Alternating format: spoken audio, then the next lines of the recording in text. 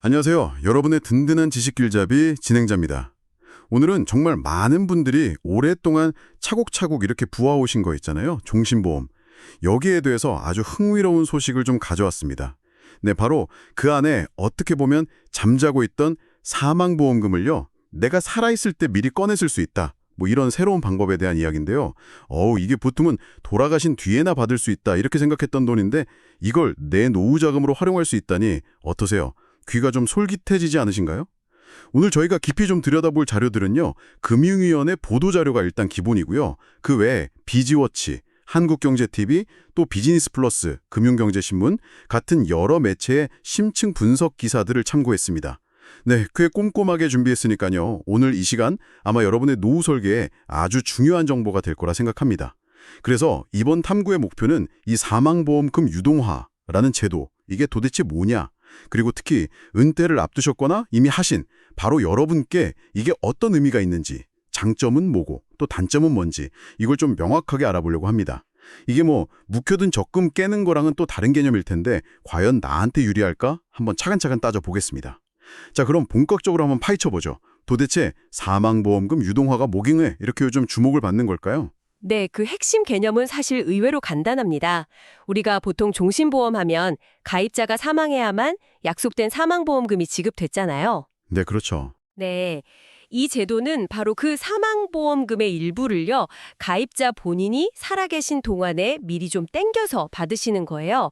그래서 이걸 연금처럼 생활비로 쓰시거나 아니면 뭐 필요한 돌봄 서비스 같은 거 이용하시는데 사용할 수 있도록 하는 그런 제도입니다. 전문가들은 이걸 보통 사후소득을 생전소득으로 바꾼다, 뭐 이렇게 표현하는데요. 사후 소득을 생전 소득으로? 네, 그렇죠. 그러니까 미래에 가족에게 갈 몫의 일부를 현재의 내가 먼저 활용한다. 이렇게 보시면 됩니다. 와, 이거 정말 획기적인 발상이네요. 어떻게 보면 내가 세상을 떠난 뒤에나 의미 있던 돈인데 이걸 내가 살아 숨쉬는 동안 바로 나의 노후를 위해서 쓸 수 있다는 거잖아요. 어쩐지 그동안 꼬박꼬박 냈던 내 보험료, 이제 좀 제대로 활용하는 기분? 그런 느낌 드실 수도 있겠어요. 내가 낸 돈 내가 좀 먼저 쓰겠다는데 뭐 이러실 분들도 계실 것 같고요. 네, 맞습니다. 그런 측면에서 아마 많은 분들이 관심을 가지실 것 같아요. 특히 이 제도가 그 은퇴하시고 나서 국민연금 받기 시작하기 전까지 이 소득이 뚝 끊기는 기간이 있잖아요. 그 소득 공백 기호. 네. 네, 이른바 뭐 소득 절벽이다, 은퇴 크레바스다 이렇게 부르는데 이 기간을 메우는데 좀 실질적인 도움을 줄 수 있도록 설계됐다. 이 점이 중요합니다. 그러니까 노후 자금 마련에 새로운 선택지가 하나 더 생긴 셈이죠. 네. 이해가 됩니다. 정말 필요한 분들께는 이게 가뭄의 단비 같은 그런 소식일 수도 있겠네요. 자, 여기서 정말 흥미로운데요. 그렇다면 혹시 제가 가진 종신보험도 이게 해당될까요? 아마 지금 듣고 계신 많은 분들이 내 보험도 가능할까? 궁금해하실 텐데요. 조건 같은 게 좀 까다롭진 않나요? 네, 그게 중요합니다. 모든 종신보험이 다 되는 건 아니고요. 몇 가지 중요한 조건을 충족하셔야 합니다. 제가 하나씩 좀 짚어볼게요. 네네. 첫째는 나이 조건입니다. 신청하시는 시점을 기준으로요. 만 55세 이상이셔야 합니다. 55세요. 원래는 65세 얘기도 있었던 것 같은데? 네, 맞아요. 당초에는 만 65세 이상으로 논의가 됐었는데 실제 은퇴 연령이나 이런 소득 공백기를 고려해서 55세로 기준이 좀 낮아졌습니다. 그렇군요. 둘째, 이게 가장 중요할 수 있는데요. 보험 종류입니다. 과거에 판매됐던 금리 확정형 종신보험만 해당됩니다. 금리 확정형이요? 네, 그 예정 이율이 가입할 때 딱 확정돼서 만기까지 변동이 없는 그런 상품이죠. 요즘 뭐 흔히 가입하시는 변액보험이나 아니면 시장 금리에 따라서 적립금이 달라지는 금리 연동형 보험 또는 최근에 좀 인기 끌었던 단기납 종신보험 같은 것들은 이번 유동화 대상에서는 일단 제외됩니다. 네. 셋째는 사망보험금 한도가 있습니다. 너무 고액보험은 좀 제외되는데요. 가입된 사망보험금이 9억 원 이하여야 합니다. 9억 원. 네. 네. 넷째는 보험료 납입 상태도 중요해요. 보험료 납입이 완료된 계약이어야 합니다. 좀 더 구체적으로 말씀드리면 보험 계약 기간이 10년 이상이면서 동시에 보험료 납입 기간도 10년 이상인 조건을 만족해야 합니다. 납입이 끝난 계약이어야 하는군요. 네, 그렇죠. 마지막으로 기타 조건들이 좀 있는데요. 보험에 가입하신 계약자하고 실제 보험 대상인 피보험자가 동일인이어야 하고요. 그리고 신청하시는 시점에 그 해당 보험 계약으로 받은 보험 계약 대출 잔액이 없어야 합니다. 조건이 조건이어 있네요. 다른 건 몰라도 일단 금리 확정형 종신보험이어야 한다는 점, 이게 핵심이군요. 지금 듣고 계신 분들 중에도 내 보험이 옛날 거라 그거였던 것 같은데 하시는 분들 분명 계실 것 같아요. 약간 먼지 쌓인 보험증권, 이거 한번 찾아보셔야겠습니다. 좋습니다. 그럼 이 조건들을 다 만족한다면요, 얼마나 받을 수 있는 건가요? 설마 뭐 사망보험금 전액을 다 미리 주는 건 아니겠죠? 네, 맞습니다. 전액은 아니고요. 가입된 사망보험금의 최대 90%까지만 유동화해서 미리 받으실 수 있습니다. 90%까지? 네. 그럼 나머지 10% 이상은 원래 보험 취지대로 가입자 사망 시에 유족에게 지급되는 그런 구조입니다.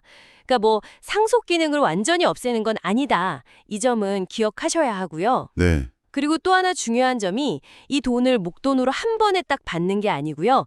정해진 기간 동안 연금처럼 이렇게 나누어 받거나 아니면 그 가치에 상응하는 서비스를 이용하는 형태로 받아야 한다는 겁니다. 그리고 최소 신청 기간은 2년 이상으로 설정하셔야 합니다. 네. 목돈이 아니라 연금처럼 받는 거군요. 그럼 구체적으로 어떤 방식으로 받게 되는 거예요? 뭐 매달 통장으로 따박따박 돈이 들어오는 그런 식인가요? 초기에는 크게 두 가지 방식으로 제공될 예정인데요. 첫 번째는 연금형입니다. 말씀하신 것처럼 정기적으로 현금을 지급받는 방식이죠. 다만 이제 제도가 처음 시행되는 2025년 10월에는요. 약간 시스템 구축의 편의성 이런 걸 고려해서 1년치 연금액을 한 번에 지급하는 연지급형으로 우선 시작합니다. 1년에 한 번요? 네. 근데 너무 걱정은 안 하셔도 되는 게 매달 생활비처럼 받는 월지급형은 전세 시스템 개발을 좀 거쳐서 2020년 초 도입을 목표로 하고 있습니다. 다행이네요. 네. 그리고 나중에 연지급형으로 받으시다가 월지급형으로 변경하는 것도 가능하게 할 계획이라고 하니까요. 시간이 지나면 선택의 폭이 더 넓어질 겁니다. 두 번째 방식은 서비스형인데요. 이건 이제 향후에 추진될 계획입니다. 서비스용이요? 네, 현금 대신에요. 그 가치에 해당하는 필요한 서비스를 받는 형태입니다. 예를 들면 보험사랑 제휴된 요양시설의 비용 일부를 이 유동화 자금으로 충당한다거나 이게 요양시설 특화형, 아니면 건강검진이나 간명 서비스 같은 건강관리 서비스를 받는 방식, 건강관리 특화형 같은 것들이 가능해집니다. 와... 또는 여러 제휴 서비스를 메뉴판처럼 보고 내가 필요한 걸 골라서 이용하는 방식, 통합 서비스형 이런 것도 구상 중이라고 합니다. 이게 바로 그 금융당국이 강조하는 보험의 서비스화라는 미래 방향이기도 하고요. 와, 그 서비스용은 진짜 실용적이겠는데요. 사실 나이가 들면 당장 현금 몇만 원 더 받는 것보다 시설 좋은 요양원 비용을 좀 보태거나 아니면 믿을 수 있는 간병 서비스 받는 게 훨씬 더 절실할 수 있잖아요. 어르신들 말처럼 돈으로 받는 것보다 몸으로 받는 게 더 좋다는 말이 딱 들어맞는 경우겠네요. 바로 그 점입니다. 맞습니다. 현금으로 받아서 내가 직접 요양원 알아보고 간병 서비스 계약하고 이런 번거로움을 덜 수도 있고요. 특히 좀 거동이 불편하시거나 건강이 안 좋아지셨을 때 필요한 시점에 필요한 서비스를 직접 받는 것에서 훨씬 큰 그런 체감 효용을 느낄 수 있을 겁니다. 보험의 역할이 단순한 자금 지원을 넘어서 생활 밀착형 서비스로 확장되는 거죠. 그 점이 중요하겠네요. 근데 실제 예시를 좀 들어보면 더 확실하게 와닿을 것 같아요. 자료에 보니까 꽤 구체적인 시뮬레이션 예시가 있더라고요. 예를 들어서 30세에 종신보험에 가입해서 20년 동안 매달 한 8만 7천 원씩, 그럼 총 2,088만 원 정도 보험료를 냈다고 가정을 해보죠. 사망 시에는 1억 원을 받는 계약이고 이 보험의 예정이율이 연 7.5%라고 할 때요. 이 사람이 만 55세부터 한 20년 동안 사망보험금의 70%를 유동화해서 받는다. 그러면 대략 얼마나 받을 수 있다고 나와 있던데요? 네, 그 예시를 기준으로 한번 설명을 드릴게요. 근데 먼저 좀 강조드릴 점은 그 예시에 나온 예정이율 연 7.5%? 이거는 지금으로서는 정말 상상하기 어려운 아마 2000년대 초중반쯤 판매된 고금리 확정형 상품 기준일 거라는 점입니다. 7.5%면 정말 높네요. 네, 엄청 높죠. 이걸 꼭 염두에 두시고 들으셔야 합니다. 그 기준으로요, 만 55세부터 20년간 70%, 그러니까 7천만 원에 해당하는 부분을 유동화해서 받기 시작하면요, 연평균으로는 약 164만 원? 이걸 월평균으로 환산하면 약 14만 원 정도를 받게 됩니다. 월 14만 원 정도요? 네. 20년간 받는 총 수령액은 약 3,274만 원 정도가 되는데요. 이건 내가 냈던 총 보험료 2,088만 원의 한 157% 정도 되는 금액입니다. 그리고 원래 사망보험금 1억 원 중에서 유동화하지 않은 30%, 즉 3천만 원은 그대로 남아서 나중에 사망 시에 유족에게 지급되고요. 만약에 수령 시점을 좀 늦춰서 만 65세부터 받기 시작하면 월 평균 18만 원, 75세부터 받으면 월 평균 22만 원, 이런 식으로 수령액이 더 늘어나는 구조입니다. 잠깐만요. 지금 말씀하신 그 예시에서 제 귀에 확 꽂히는 게 예정이율 7.5% 이거거든요. 아니고 정말 요즘 같은 저금리 시대에는 진짜 꿈도 못 꿀 숫자 아닌가요? 혹시 내 보험도 저 정도는 나오겠지 하고 기대했다가 실망하는 분들이 엄청 많을 것 같은데요. 네, 아주 예리하고 정말 중요한 지적을 해주셨습니다. 정말 그렇습니다. 그 예시는 말씀하신 대로 2000년대 초중반 금리가 아주 높았던 시절에 판매된 상품 기준일 가능성이 매우 높습니다. 아마 지금 이 방송 듣고 계신 많은 분들이 비교적 최근에 가입하신 종신보험이라면 예정이율이 연 2%대 혹은 그보다 더 낮을 수도 있습니다. 2%요? 차이가 크네요. 네, 차이가 크죠. 예정이율이 낮으면 당연히 그것을 기반으로 계산되는 유동화 지급액도 예시에 나온 금액보다는 훨씬 적을 수밖에 없습니다. 따라서 반드시 본인이 가입한 보험증권을 확인하셔서 예정이율이 몇 %인지 꼭 확인하시고 그 다음에 보험사에 연락해서 본인 계약 기준으로 예상 수령액이 얼마인지 개별적인 시뮬레이션을 받아보시는 것, 이게 무엇보다 중요합니다. 절대 그 예시만 보고 나도 저만큼 받겠지 하고 속단하시면 안 됩니다. 네, 이거 정말 명심해야겠습니다. 혹했다가 실망할 뻔했네요. 역시 세상 일은 꼼꼼히 따져봐야 합니다. 제 보험증권부터 다시 확인해봐야겠어요. 그럼 이런 제도가 왜 하필 지금 이 시점에 이렇게 등장하게 된 걸까요? 뭔가 좀 특별한 사회적인 배경 같은 게 있을 것 같은데요? 네, 여러 가지 요인이 좀 복합적으로 작용한 결과라고 볼 수 있습니다. 첫째는 급격한 사회구조 변화입니다. 잘 아시다시피 우리 사회가 세계적으로도 유례 없이 빠르게 고령화 사회로 진입하고 있고 동시에 노인 빈곤율 문제도 상당히 심각한 사회 문제로 떠오르고 있잖아요. 네, 맞아요. 네, 안정적인 노후 소득 확보가 정말 절실한 분들이 많아졌다는 뜻입니다. 둘째는 아까 잠깐 언급됐던 소득 공백 문제입니다. 많은 분들이 50대 중후반에서 60대 초반쯤에 주된 일자리에서 은퇴하시는데 국민연금 받는 나이는 점점 늦춰지고 있죠. 네. 이 사이에 발생하는 그 소득 없는 기간, 이걸 어떻게 버틸 것인가 하는 문제가 현실적으로 매우 큽니다. 유동화 신청 가능 연령을 55세로 낮춘 것도 이런 현실을 반영한 조치라고 볼 수 있고요. 셋째는 소비자들의 인식 변화도 한몫했습니다. 과거에는 종신보험 하면 딱 자녀에게 물려줄 유산, 이런 인식이 강했잖아요. 그렇죠. 보통 그렇게 생각했죠. 네, 근데 요즘은 내 노후는 내가 책임진다, 이런 인식이 확산되면서 상속보다는 본인의 생전 생활비나 특히 의료비, 요양비 이런 걸로 활용하려는 수요가 꾸준히 늘고 있습니다. 특히 자녀가 없으신 부부, 딩크족이라고 하죠. 또는 혼자 사시는 1인 가구의 경우에는 사망 후 보험금보다는 살아있는 동안의 보장에 대한 니즈가 더 클 수 있고요. 그럴 수 있겠네요. 넷째, 보험 상품 자체의 매력도 재고 측면도 있습니다. 저출생 고령화 때문에 전통적인 종신보험의 주된 판매 명분이었던 가장의 갑작스러운 사망 대비나 상속 재원 마련, 이런 필요성이 예전 같지 않아졌거든요. 그래서 종신보험이 단순히 사망 후를 위한 상품이 아니라 살아있는 동안의 노후 준비에도 유용한 수단이 될 수 있다, 이런 점을 부각시켜서 상품의 가치를 좀 높이려는 보험업계의 의도도 담겨 있다고 봅니다. 마지막으로 다섯째는 보험사의 경영 측면에서도 긍정적인 부분이 있습니다. 가입자가 언제 사망할지 모르는 그런 불확실한 시점에 거액의 목돈을 지급해야 하는 부담보다는 정해진 기간 동안 비교적 소액으로 나누어서 연금 형태로 지급하는 것이 자금 운용의 예측 가능성을 높이고 유동성 관리에도 더 유리할 수 있거든요. 또 많은 가입자가 이 제도를 신청하게 되면 보험사가 예상했던 사망률과 실제 사망률의 차이에서 발생하는 손익, 이걸 예실차라고 하는데 이 예실차 관리에 긍정적인 영향을 줄 수 있다는 그런 분석도 나옵니다. 아하, 정말 다양한 이유가 있었군요. 시대가 변하면서 사람들 생각도 바뀌고 또 그에 맞춰서 금융상품도 이렇게 진화하는 거네요. 어떻게 보면 내가 낸 돈으로 쌓아온 자산을 마냥 묵혀두는 게 아니라 정작 돈이 가장 필요한 시기인 내 노후를 위해 미리 활용할 수 있는 길이 열렸다는 건 이건 분명히 의미 있는 변화 같습니다. 하지만 세상 모든 일에는 밝은 면이 있으면 또 어두운 면도 함께 있듯이 좋아 보이는 점이 많다고 해서 무작정 뛰어들 수는 없겠죠. 신중하게 고려해야 할 점이나 혹시 우리가 좀 놓치기 쉬운 단점 같은 건 없을까요? 좋다더라 라는 말만 듣고 덜컥 신청했다가 나중에 후회하는 일은 없어야 할 텐데요. 물론입니다. 장점만큼이나 단점하고 유의사항도 반드시 꼼꼼하게 따져보셔야 합니다.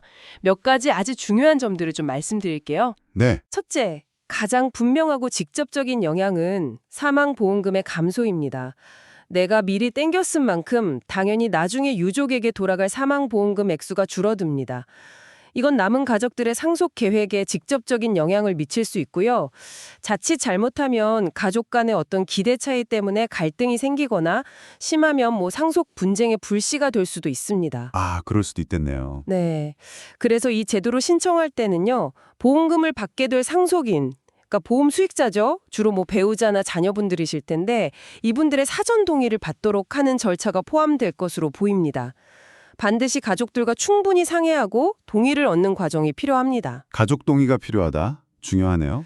둘째, 현재 가치 할인으로 인한 총 수령액 감소 가능성입니다. 미래에 받을 큰 돈, 즉 사망보험금을 현재의 작은 돈, 연금으로 나누어 미리 받는 것이기 때문에 돈의 시간 가치, 즉 현재 가치라는 개념이 적용됩니다. 쉽게 말하면 물가 상승이나 이자 같은 걸 고려하면 미래의 1억 원이 현재의 1억 원보다는 가치가 좀 낮다고 평가하는 거죠. 이 할인율이 적용되기 때문에 유동성을 얻는 대가로 내가 받는 연금 총액은 원래 사망 시 받았을 보험금 액수보다는 적어질 수 있습니다. 총액은 줄어들 수 있다. 네, 그럴 수 있습니다. 셋째, 한 번 신청하면 되돌릴 수 없다는 점입니다.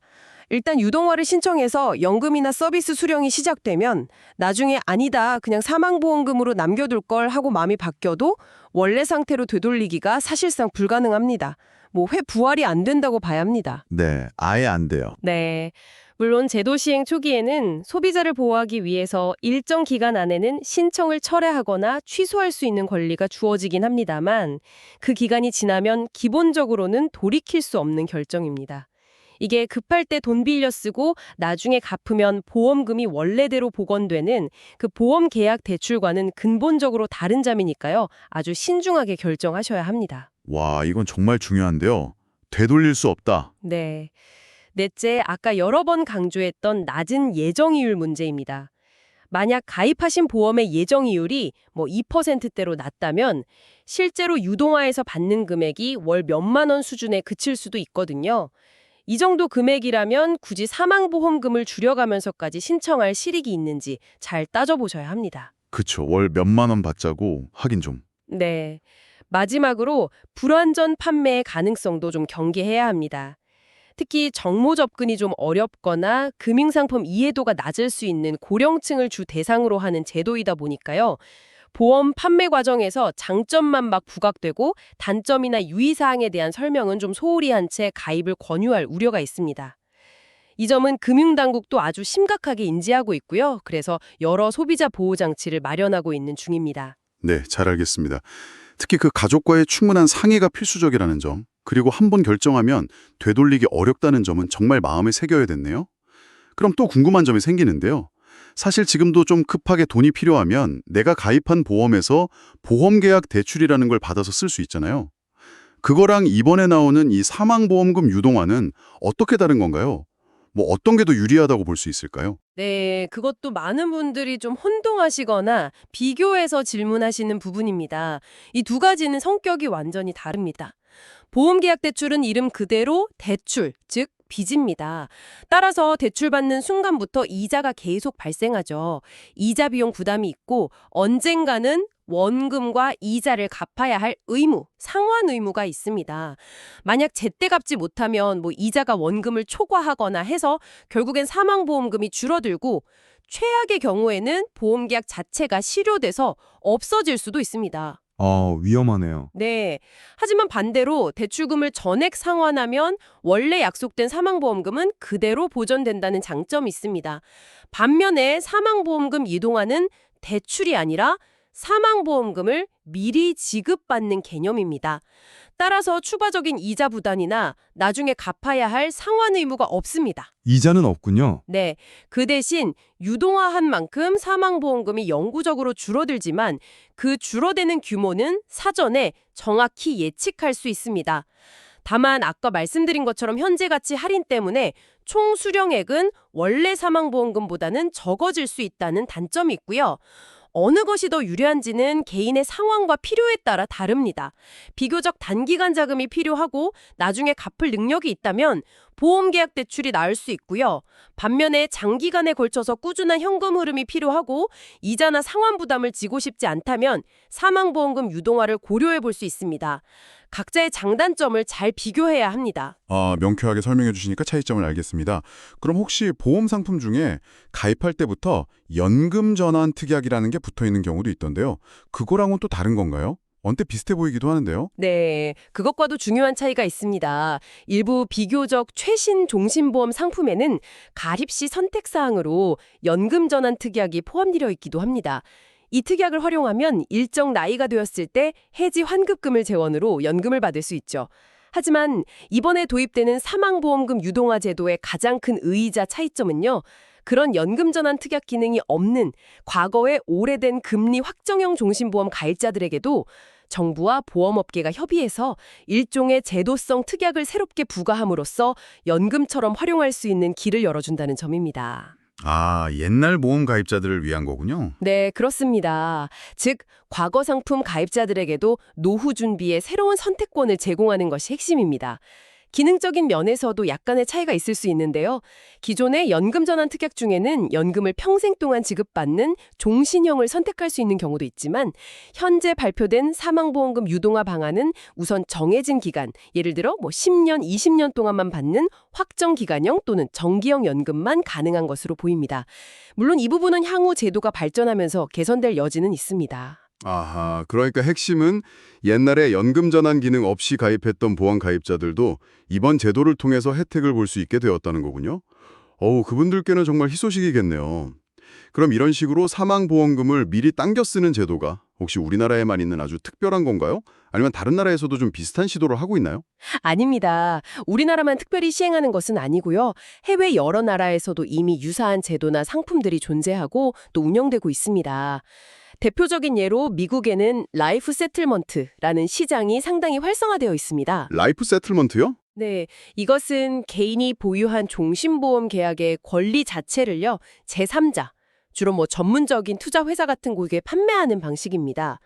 보통 보험을 중간에 해지했을 때 받는 해지 환급금보다는 더 많은 금액을 받지만 사망 시 받을 수 있는 원래의 사망보험금보다는 적은 금액을 받고 현금화하는 거죠. 현재 미국 대부분의 주에서는 이 라이프 세틀먼트 시장을 법적으로 규제하고 소비자 보호 장치를 마련해서 운영하고 있습니다. 보험 계약을 파는 거군요. 네, 그렇죠. 일본의 경우를 봐도 다양한 방식으로 생전에 사망보험금을 활용하고 있습니다. 예를 들어서 암이나 뇌졸중 같은 중대한 질병 진단을 받으면 사망보험금의 일부를 미리 지급받아서 치료비나 생활비로 쓸 수 있는 리빙 리즈 특약, 이게 매우 보편화되어 있고요. 또 특정 연령이 되면 가입자가 선택에 따라서 사망보험금의 일부는 연금 형태로 미리 받고 나머지 금액은 사망 시 유족에게 지급하는 형태의 상품도 있습니다.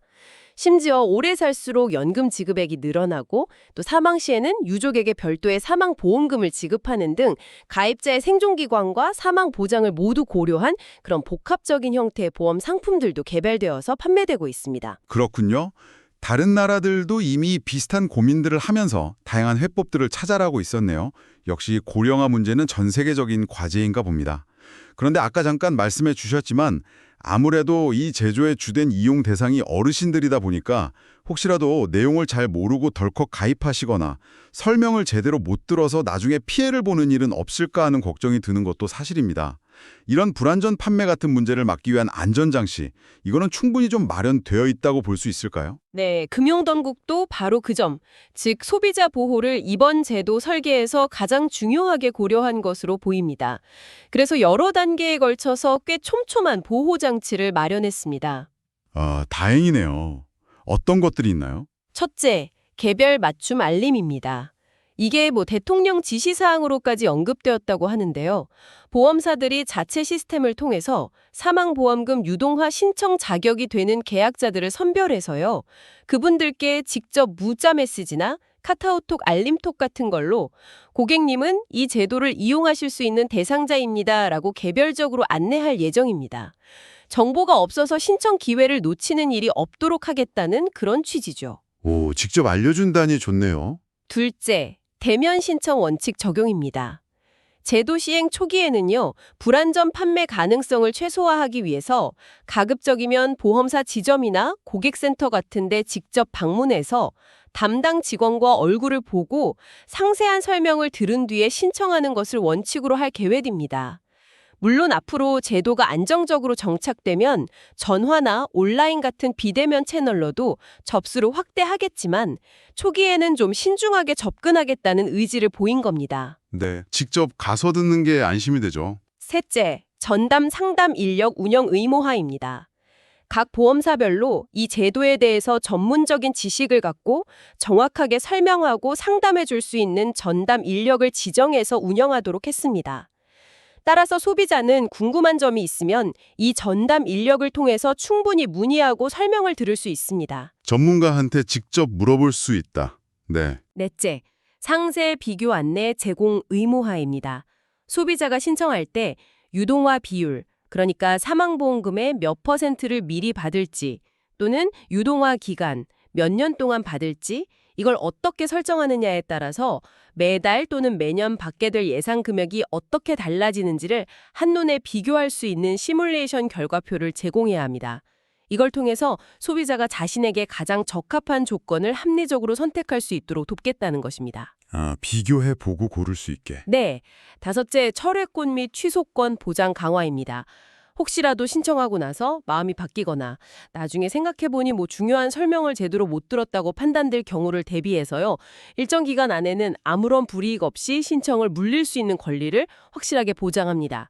구체적으로는 첫 연금을 받은 날로부터 15일 이내 또는 신청일로부터 30일 이내 중 더 먼저 도래하는 기간까지는 자유롭게 청약을 철회할 수 있고요. 아, 물릴 수 있군요. 다행이다. 네, 만약 보험사가 상품 설명 시에 중요한 내용을 제대로 설명하지 않았다는 사실을 알게 된 경우에는 계약 체결일로부터 3개월 이내에는 계약 자체를 취소할 수도 있습니다. 네, 3개월 이내 취소도 가능하고 여섯째, 과도한 가입 권유 행위 금지입니다.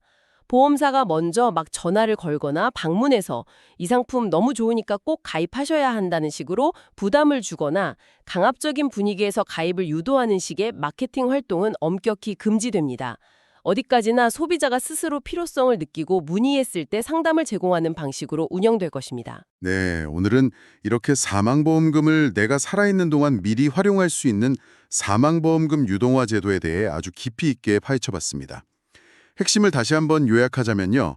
특히 오래전에 가입해 두었던 금리 확정형 종신보험, 이걸 가지고 계신 분들께는요. 어떻게 보면 꽉 막혀있던 노후소득의 물꼬를 틀 수 있는 새로운 선택지가 될 수 있다는 점입니다. 하지만 무엇보다 중요한 것은 남의 이야기가 아니라 바로 내 보험의 구체적인 조건, 특히 예정이율이 얼마인지 반드시 확인하고 예상 수령액이 내 기대에 부합하는지, 그리고 이 제도를 선택함으로써 내가 무엇을 얻는 대신 또 무엇을 포기해야 하는지, 예를 들면 가족에게 돌아갈 사망보험금이 줄어드는 것 같은 그 득실을 꼼꼼하게 따져보고 신중하게 결정해야 한다는 점, 이거 절대로 잊지 마시기 바랍니다. 맞습니다. 분명 잘만 활용한다면요. 좀 경직되어 있던 노후 설계를 좀 더 유연하게 만들어줄 수 있는 유용한 도구가 될 수 있습니다. 하지만 그러기 위해서는 본인의 현재의 건강 상태는 어떤지, 앞으로 자금이 언제 얼마나 필요로 예상되는지, 또 부양해야 할 가족이나 상속에 대한 고려는 어떤지 등등 개인적인 상황과 필요를 종합적으로 고려해야 합니다. 그리고 가장 기본적으로는 내가 가입한 보험 계약의 세부 내용, 특히 그 예정률, 이걸 정확히 파악하는 것이 선행되어야 하고요. 또한 앞으로 본격적으로 도입될 그 서비스형 상품들이 어떤 모습으로 구체화되고 발전 발전해 나갈지 이것도 계속해서 좀 주목해 볼 만한 부분입니다. 현금 지원보다는 실제 돌봄 서비스가 더 필요한 분들께는 더욱 매력적인 대안이 될 수 있을 테니까요. 네, 맞아요. 결국 여러분의 노후를 과거에는 뭐 생각지도 못했던 방식으로 좀 더 주체적이고 현실적인 필요에 맞춰서 설계할 수 있는 도구가 하나 더 생긴 셈이다. 이렇게 볼 수 있겠네요. 어쩌면 이 제도의 도입과 확산이 단순히 하나의 금융상품 옵션이 늘어난 것을 넘어서요. 우리 사회 전반적으로 이 종신보험을 바라보는 시각 자체에 좀 변화를 가져올 수도 있지 않을까? 뭐 그런 생각도 듭니다. 아, 시간의 변화요? 네. 지금까지는 종신보험 하면 의뢰 내가 죽은 뒤 남는 가족을 위해 남기는 돈, 뭐 이런 인식이 좀 지배적이었잖아요. 네, 그랬죠. 그런데 이제는 그것뿐만 아니라 내가 살아있는 동안에 뭐 의료비, 간병비, 생활비 이런 것들을 충당하는 종합적인 노후 생활 보장 계획의 중요한 한 축으로 인식하는 그런 인식의 전환 같은 것이 이루어질 수도 있지 않을까요? 보험의 의미와 역할에 대해서 다시 한번 좀 생각해 보게 되는 계기가 될 수도 있겠습니다. 와, 정말 의미 있는 질문이네요. 보험의 재발견이라고 불러도 좋을 것 같습니다. 오늘 저희가 나눈 이야기가 여러분 각자의 상황에 맞춰서 이 새로운 제도를 현명하게 판단하고 활용하시는 데 조금이나마 도움이 되었기를 진심으로 바랍니다. 다음에 더욱 유익하고 흥미로운 정보로 다시 찾아뵙겠습니다. 고맙습니다.